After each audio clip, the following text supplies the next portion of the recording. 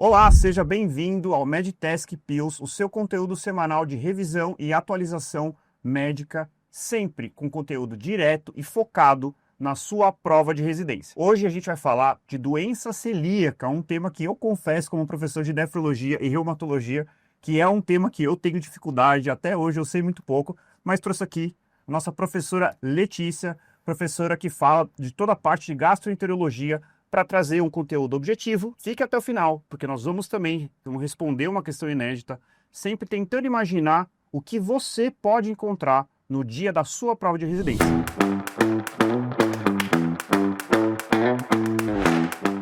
Tudo bem, Lê? Tudo jóia, André. Trouxe aqui um tema quente para as provas de residência, hein? Vamos falar mais sobre doença celíaca hoje, um tema bem interessante para a gente abordar. E aí, o que você sabe de doença celíaca, André? Muito pouco. Eu sei que parece que é uma intolerância ao glúten, é isso? Não, é isso ou tem não alguma é coisa? isso. Eu tô com o conceito equivocado. Tá errado, André. Com todo respeito, mas tá errado. A doença celíaca, ela não é uma intolerância ao glúten, pessoal. É uma doença autoimune que ataca lá a transglutaminase A, que é uma enzima que quebra o glúten. Então, a falta dessa enzima gera... a doença autoimune gera a dificuldade na quebra do glúten. E isso vai causando uma inflamação crônica intestinal, causa a atrofia das vilosidades intestinais, né? Aquela borda em escova que a gente aprende lá na aula da anatomia, né? E com isso dificulta a absorção dos nutrientes. Isso aí, a gente tem os principais sintomas da doença celíaca, pessoal, que é aquela distensão abdominal, um mal-estar, muitas vezes diarreia associada, fadiga, né? Claro, o paciente não consegue absorver adequadamente os nutrientes. E tem também os sintomas extraintestinais, né? Que é a pegada ali da doença e que pode aparecer na prova dos alunos, viu, André? Sintomas extraintestinais das doenças da gastroenterologia, sintomas extraarticulares na reumatologia, são sempre pontos assim que eu percebo que as provas adoram, né? Sim, com certeza, isso aí.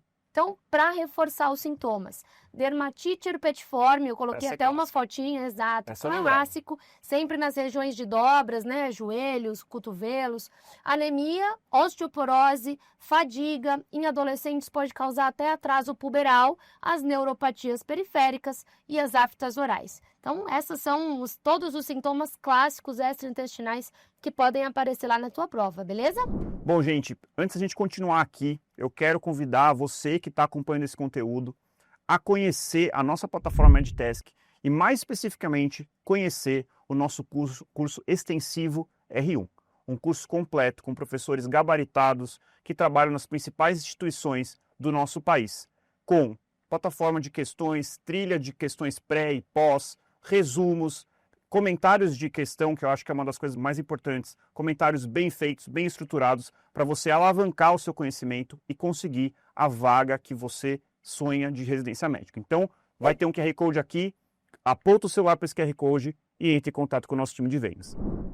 Vamos lá, para a nossa questão, então, sobre sintomas extraintestinais. Então, imagina lá na tua prova que o examinador te pergunta: a doença celíaca é uma condição autoimune que pode se manifestar de diferentes formas. Além dos sintomas gastrointestinais, diversas manifestações extraintestinais podem estar presentes. E aí, olha lá, tá em negrito para vocês, hein? Qual das alternativas apresenta apenas manifestações extraintestinais dessa doença? Então, vamos lá para as nossas opções. Diarreia crônica. Legal, pessoal, doença celíaca causa mesmo, né, André? Mas assim, diarreia crônica não é um sintoma extraintestinal, Perfeito. concorda? É um sintoma intestinal. É. Então, só por isso já dá pra gente eliminar essa, assim como distensão abdominal ali na letra A.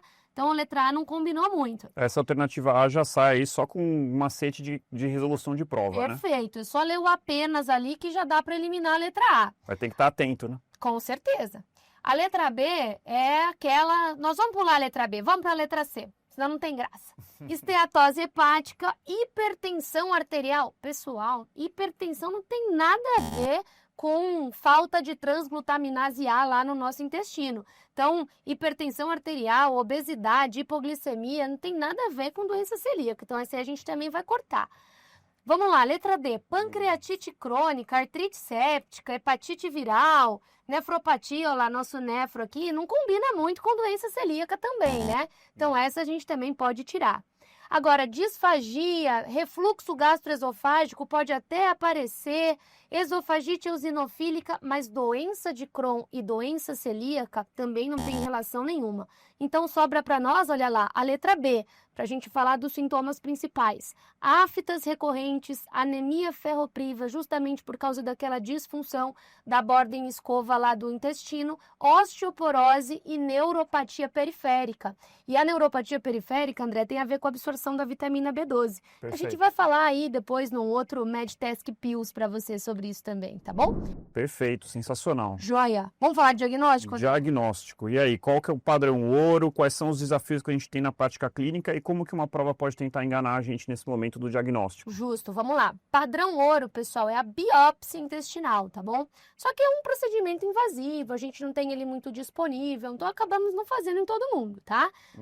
O que a gente mais usa para diagnóstico é a antitransglutaminase IgA sérica, então a gente pode dosar esse anticorpo e avaliar se positivo ou negativo para dar diagnóstico para o paciente.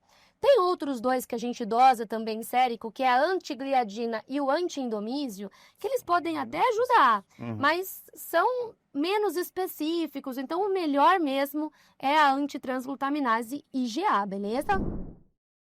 Então vamos lá. Sabe como é que trata, André? Tira o glúten, né? Perfeito, tira o glúten. Simples assim. Tratamento É fácil de simples. tirar o glúten da vida das pessoas. Lembrando, pessoal, que o glúten está presente em todos os alimentos com trigo, centeio e cevada. Então, assim, não é fácil ser um celíaco, tá bom? Porque para tratar tem mesmo que suspender o glúten. A cerveja tá nessa jogada aí, né? Tá nessa jogada, mas já existe cerveja sem glúten hoje em dia. Boa. Ainda bem. E você sabia que, André, a gente precisa seguir esses pacientes? Não basta só tirar o glúten, viu? Porque por conta dessas síndromes desabsortivas, né? Se esse paciente às vezes dá uma escapadinha, acaba indo no aniversário, alguma coisa assim, acaba comendo, a gente precisa seguir eles, porque tem o risco aumentado de desenvolver linfoma intestinal, osteoporose a longo prazo, então a gente tem sempre que ficar de olho. Inflamatório crônico ali, né? Perfeito. E às vezes você pega alimentos processados, muitas vezes tem traços de glúten, e isso às vezes já é suficiente para desencadear um quadro, mesmo que subclínico, de inflamação, que pode levar a todas essas complicações. Perfeito, é isso mesmo. E aí, ponto que está interrogado aqui, que acho que é um ponto polêmico, é sobre se há necessidade de fazer rastreamento. Quais são as indicações de rastreio de doença celíaca? Perfeito. Então, pessoal, isso também é bem interessante, o examinador pode te cobrar isso na prova, tá? O rastreamento a gente faz em parentes de primeiro grau de um paciente celíaco. E não precisa ter sintomas, tá bom? Porque a gente às vezes consegue fazer diagnóstico antes do paciente desenvolver sintomas. Agora, se é um paciente assintomático, que não tem histórico familiar, aí não precisa fazer rastreio de rotina. É só mesmo para parentes de primeiro grau. Parentes de primeiro. Quando tem aí um celíaco sabido na família, né? Bom demais. Temos aí um apanhado geral, muito conteúdo em pouco tempo, e essa é a cara do MedTask Pills. Perfeito. Sempre trazendo, ou eu sozinho, ou os nossos professores convidados, que sempre vão dar esse show de conhecimento, conteúdos altamente relevantes e curtos. Se você gostou desse vídeo, não se esqueça de se inscrever no canal, porque vai ter vídeo igual a esse. Semanalmente, curta esse vídeo, compartilhe com aquele seu amigo que também está estudando para a prova de residência. Todo mundo merece uma pílula de conhecimento aí, né, pessoal? Principalmente devagarzinho, um pouquinho por dia, vai nos atualizando o tempo todo. Maravilha, Lê. Obrigado e eu espero você no próximo MedTask Pills. Até lá. Falou, pessoal.